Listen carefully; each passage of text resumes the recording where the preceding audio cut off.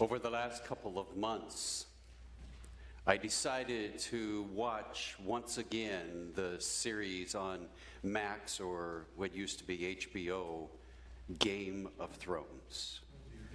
And one of the things that hit me when watching this series again is that the constant is a theme that runs underneath it all. It's a theme of hopelessness. It's a theme of despair.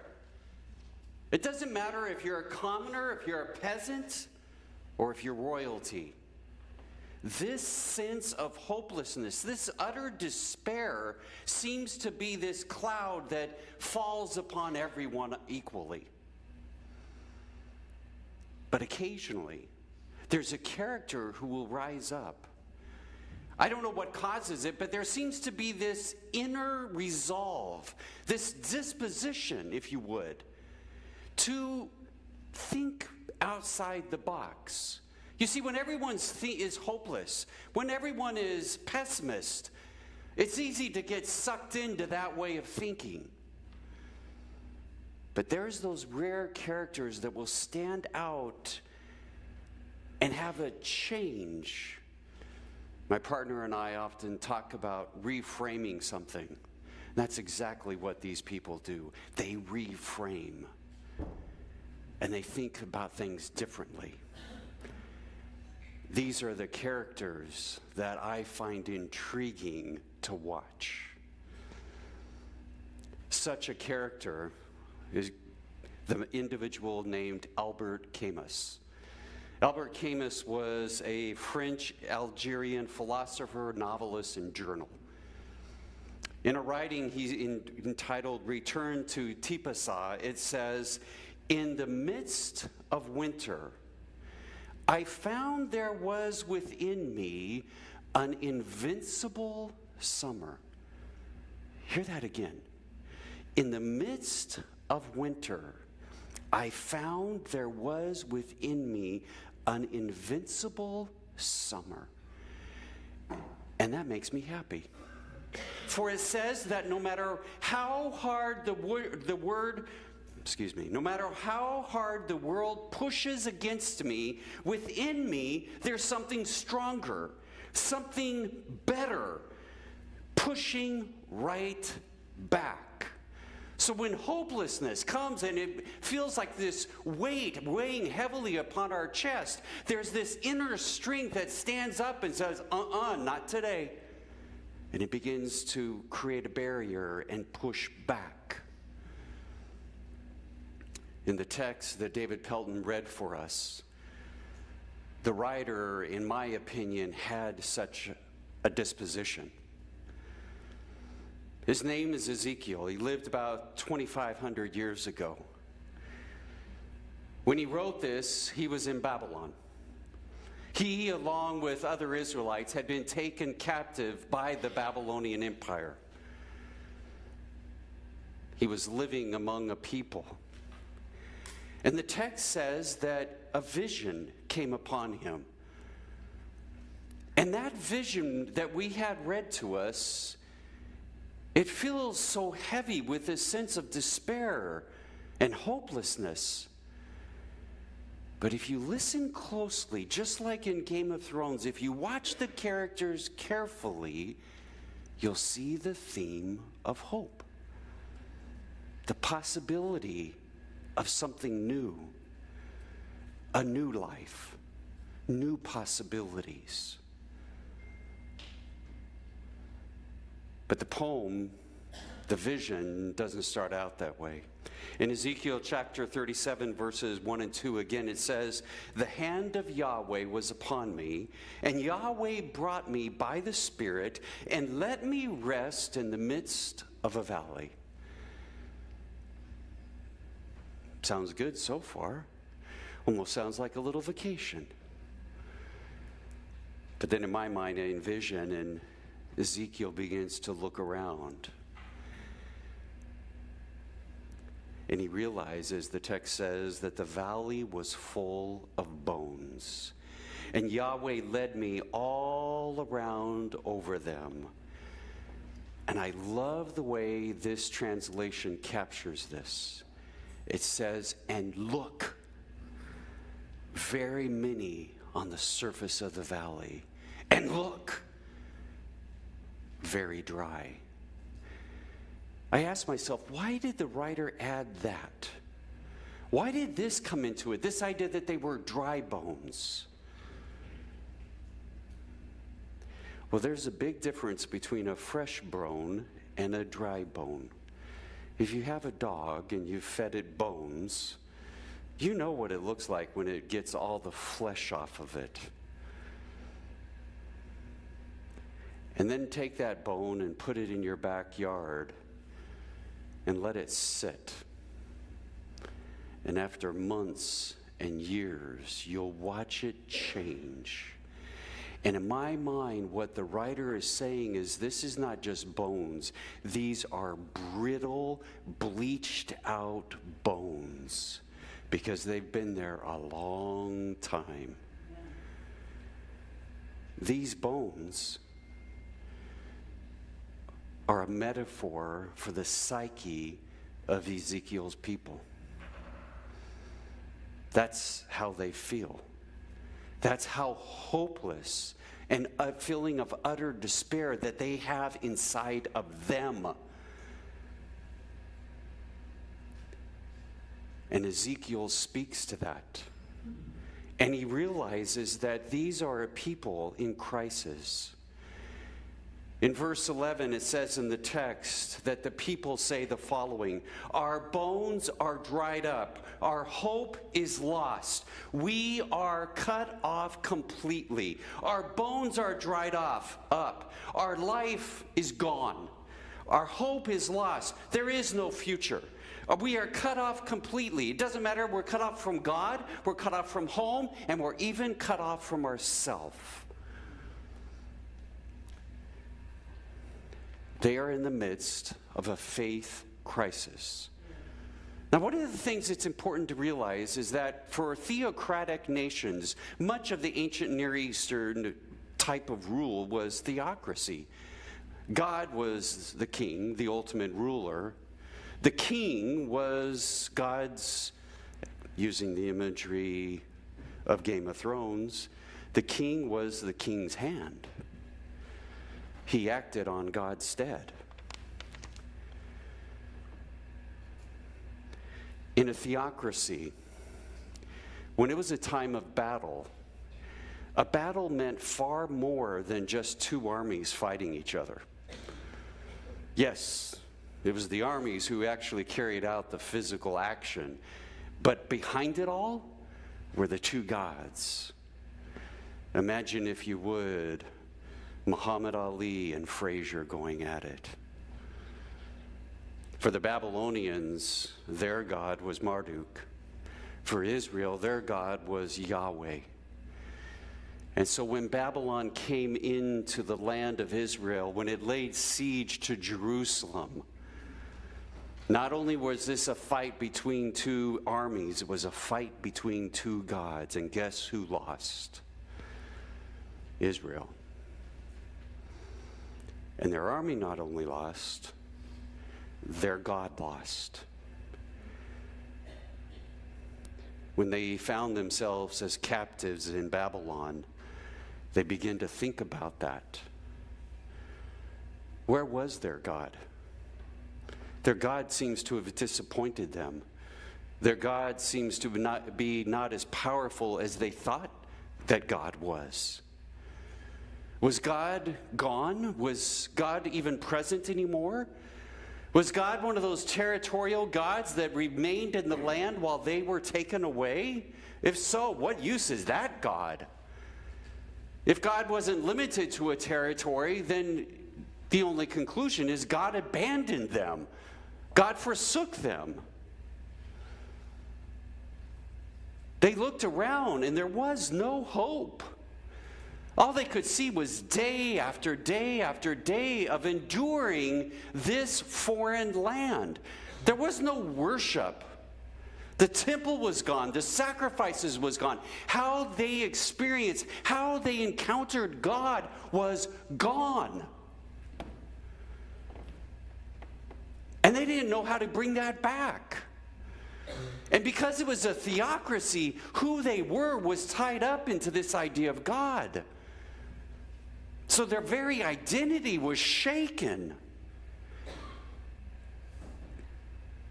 And there was pressure. Pressure from each other.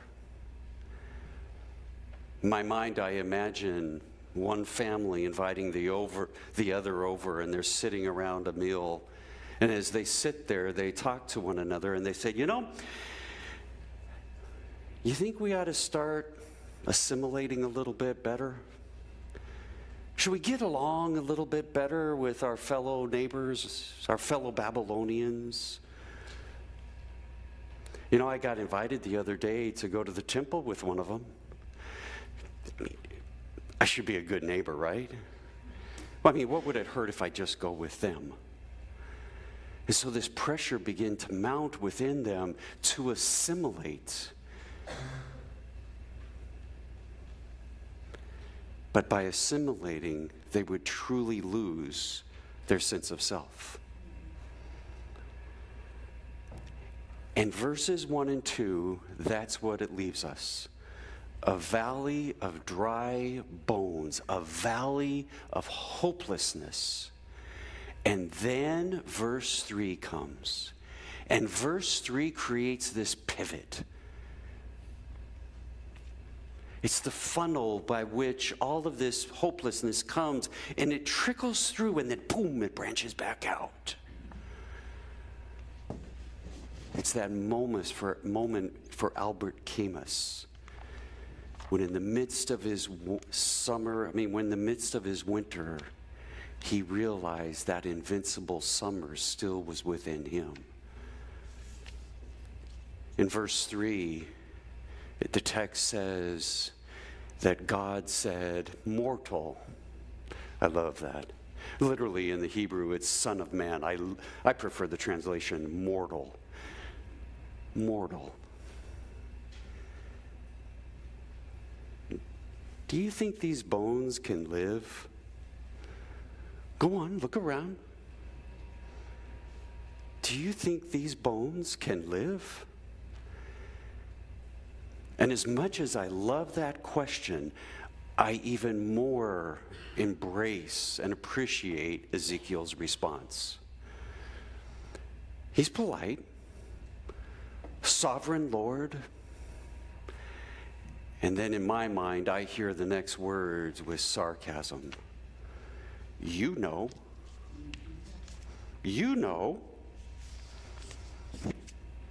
What do you think? Ezekiel doesn't say no, which everything rationally within him says yes. No, these will not come back to life.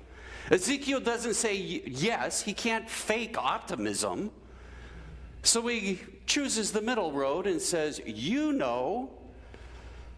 And now, this is in the story where I wish, if I had been God, I could have told the story differently. I would have said to Ezekiel, stand aside, mortal. Watch me work. Let me do my thing.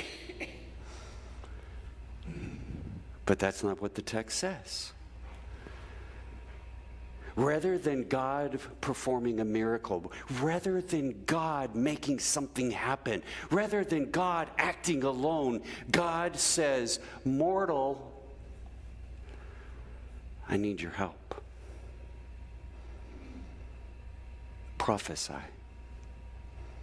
Listen to what it says. And Yahweh said to me, prophesy to these bones, to these dry bones. And Ezekiel writes, and I prophesied, just as I had been commanded, and there was a sound at my prophesying. If you're a visual person, this would be a great opportunity to close your eyes and just imagine this in the theater screen in your mind, okay? And there was a sound at my prophesying, and look, a rattling, and they came together the bones, bone to its bone. And I looked, and indeed sinews were on them, and flesh went on, and skin covered over them upward. But breath was not in them. And so Ezekiel sees not a boneyard anymore, but he sees cadavers spread throughout the valley, lifeless. And then God says to Ezekiel, I need you one more time. Prophesy again, Ezekiel. And prophesy to the breath. Prophesy to the wind. And I prophesied as the Lord commanded me. And the breath, it came into them, and they began to move. First fingers, then toes, then limbs, and they became alive. And they stood on their feet. In an element of hopelessness, in this moment of utter despair for Israel, Ezekiel has the courage to paint a different picture, to share a vision of hope. What takes place is a reverse decomposition. In fact, if you look carefully at this is Genesis 1 and 2 happening over again. It's the creation story. And this is a new creation. And just as Adam is created out of the dust of the ground, and the pieces in the body come together, and then God whoosh, blows into them, and Adam becomes this living being. That's what happens once again. That's the kind of hope that Ezekiel wants in the eyes and in the ears of his fellow Israelites. Folks, I don't know about you, but recently I've been looking around Texas. And you know what I've noticed? There's a lot of valleys out there with bones in them.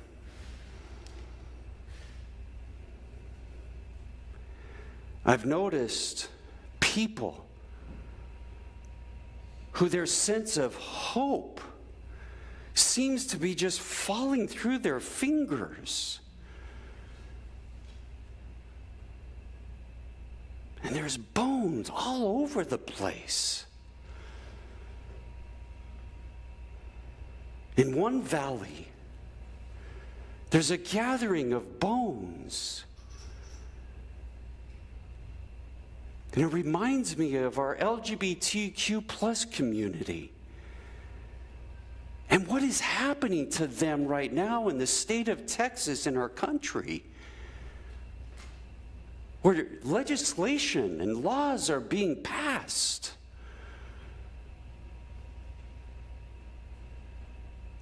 where they are made to feel that people are suspicious of them for just being who they are.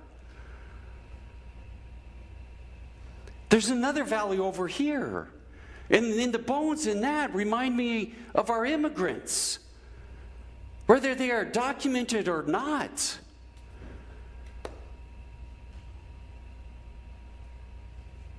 Where they are filled with fear. There is no hope.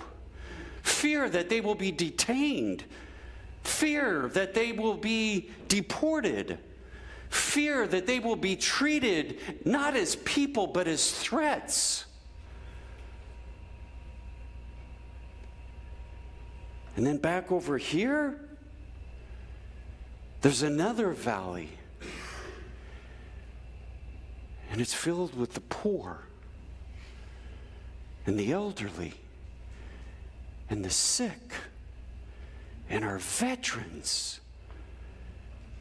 People who have relied upon our state and upon our country to be a safety net, that the safety net that many of them prefer they didn't need, but needed. And because of a tight budget and a growing deficit, we are skinning the flesh off of our bones.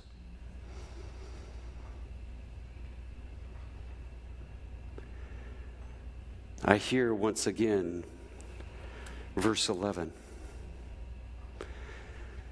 I hear these people saying, our bones are dried up.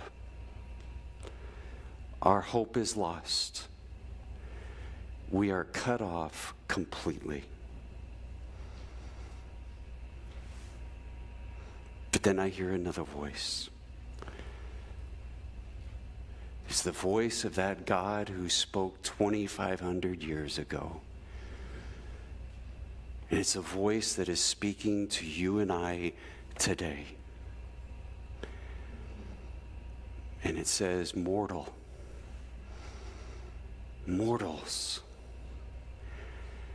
can these bones live? Can they?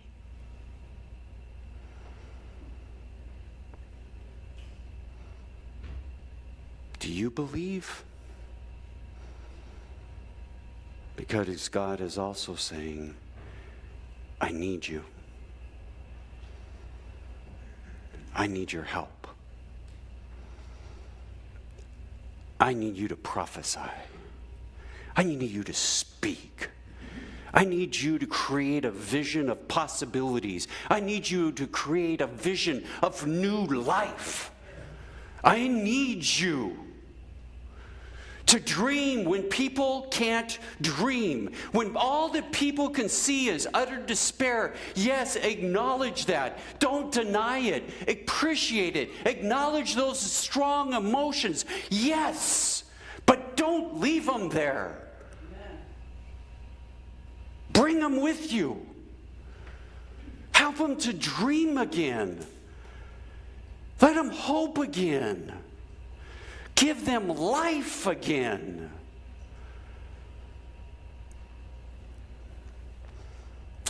There's a reading entitled, Breathe Again. So speak, mortal, to the bones and to the breath. Even if your voice shakes, even if the valley is quiet, even if the bones seem far too gone.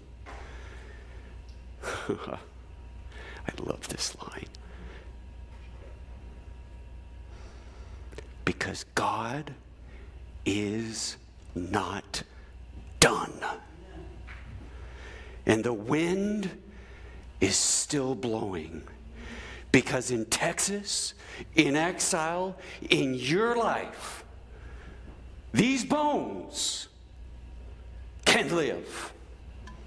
Amen.